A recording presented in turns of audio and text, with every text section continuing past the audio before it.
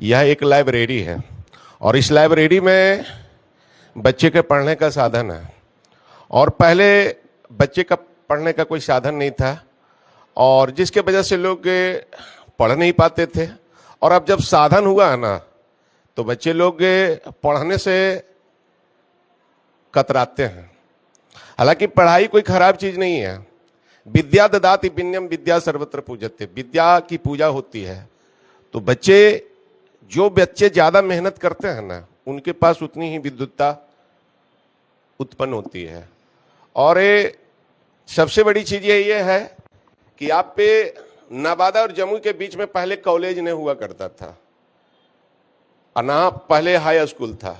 लोग कहीं कहीं इक्का दुक्का देखने को मिलता था, हाई स्कूल, मिडिल स्कूल। तो लोग पैदल 10 किलोमीटर और 15 किलोमीटर पैदल चल करके और पढ़ाई करते थे। और अब ये आपको एक एक डेग 10-10 कदम की दूरी पर आपको स्कूल भी मिल रहा है, हाई स्कूल है, मिडिल स्कूल है, प्राथमिक विद्यालय है और कहीं कॉलेज भी। हमको तो लगता है कि नवादा और जमुई के से लेकर के कम से कम 7-8 कॉलेज है। अब बच्चे का जिज्ञासा होना चाहिए। अब देखा जाए कि एक कॉलेज खुला है और कहाँ है जानते हैं? माया बीघा में है। और वो माया बीघा कहाँ है जानते हैं? कादिरगंज में, नवादा जिला पड़ता है। हमारे साथ देखिए प्रोफेसर साहब हैं, उनसे भी हम बात करने का कोशिश करेंगे कि आखिर उस कॉलेज की स्थापना कब हुई थी, उस कॉलेज में कैसे बच्चे को पढ़ाया जाता है। क्योंकि देखिए कुछ वैसा कॉस्टली कॉलेज और विद्यालय होता है ना, जो कि वहां अमीर के बच्चे पढ़ सकते हैं, जमींदार के बच्चे पढ़ सकते हैं, गरीब के बच्चे नहीं पढ़ सकते हैं। जो कि मैं अभी सुरेश राधिका कॉलेज में कार्यरत हूँ, हिस्ट्री प्रोफेसर के पद पे।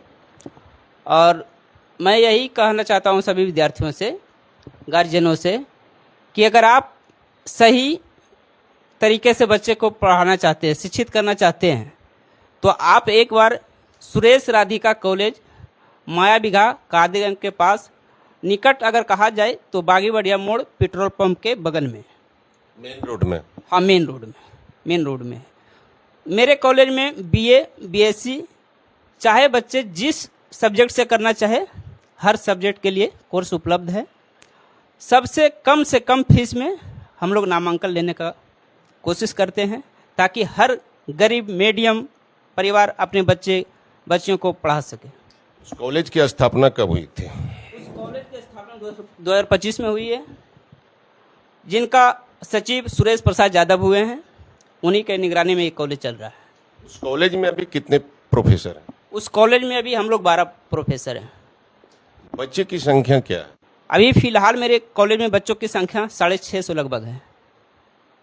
क्या बिहार सरकार के द्वारा उस कॉलेज को मान्यता मिला या नहीं मिला? हाँ जी, मेरे कॉलेज का मान्यता बिहार सरकार 2025 में दे चुके हैं, और जिसका कॉलेज कोड है 579।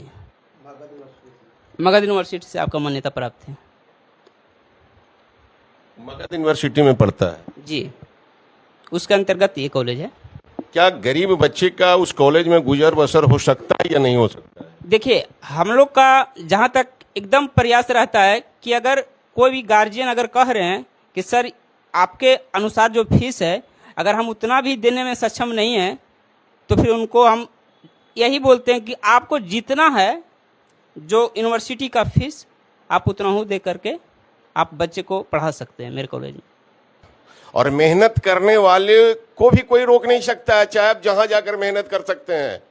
आपके अंदर एक जज्बा पैदा होना चाहिए कि हमें पढ़ना कहाँ है और कहाँ जाकर पढ़ाई करना है। माता पिता भले पैसा खर्चा कर देंगे, लेकिन पढ़ाई तो आपको करना है, डिसीजन आपको लेना है। ये राधिका कॉलेज में आप जाकर के एडमिशन लीजिए, चाहे जम्मू के केम कॉलेज में जाकर एडमिशन लीजिए, ये तय करना आपका काम है। क्या सर सही बात है या गलत? हाँ जी, सही बात है। बच्चे लोग तय करते हैं कि हमको कहाँ पढ़ाई करना है।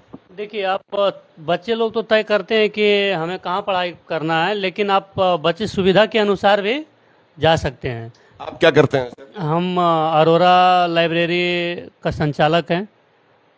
आपके बारे भी सुने हैं कि बच्चे के बीच में काफी मेहनत करते हैं और में तैयारी करवाते हैं और एग्जाम के समय में अपने खर्चे से बच्चे को एग्जाम देने के लिए बाहर भेजते हैं। क्या सही बात है? गाड़ी रिजर्व कर करके और बच्चे को बाहर भेजते हैं एग्जाम देने के लिए। आखिर ये खर्चा कहाँ से व्यय होता है सर? क्या मैंने यानी कि बच्चे के प्रति आपको कहाँ से जागृति पैदा हुआ है जो कि आज बच्चे के प्रति और विद्यार्थी के प्रति जो है सो आपने इतना मदद करने का कोशिश करते हैं? खर्चा बच्चों को भेजने में या फिर लाइब्रेरी मेंटेन करने में जो भी खर्चा आता है वो अपना पॉकेट से वहन करते हैं। लाइब्रेरी से जो भी आमदनी आता है उसका 1 रुपया भी हम नहीं रखते हैं, टोटल बच्चों में ही वितरित कर देते हैं। तो आपके माता पिता नहीं बोलते हैं? और मेरा साइड से भी है ना, साइड से हम काम कर लेते हैं, खेत है मेरा। और ऐसा नहीं है कि हम लाइब्रेरी पर ही डिपेंड है। ये लाइब्रेरी कमाने का जरिया नहीं, बस एक सेवा का एक संस्था खोले हैं। इस्लाम नगर अलीगंज प्रखंड के अंतर्गत में कितने बच्चे आपके छत्र छाया में पल रहे हैं और उनके घर का दाल रोटी चल रहा है? अभी कम से कम 110 से 120 लड़का मेरे पास है टोटल। हर पुलिस का 6 शिफ्ट में जो भी बच्चा गया था लगभग 350 बच्चा, उसमें से लगभग 70 से 80 बच्चा का रिजल्ट हुआ है। हम उम्मीद करते हैं कि लगभग 40 से 45 बच्चा का फाइनल मेरिट लिस्ट बन जाएगा, जिसका कि लगभग 40 घर का चूल्हा जल जाएगा। कोई नेताजी के तरफ से आप लोगों को कोई सपोर्ट नहीं मिलता है?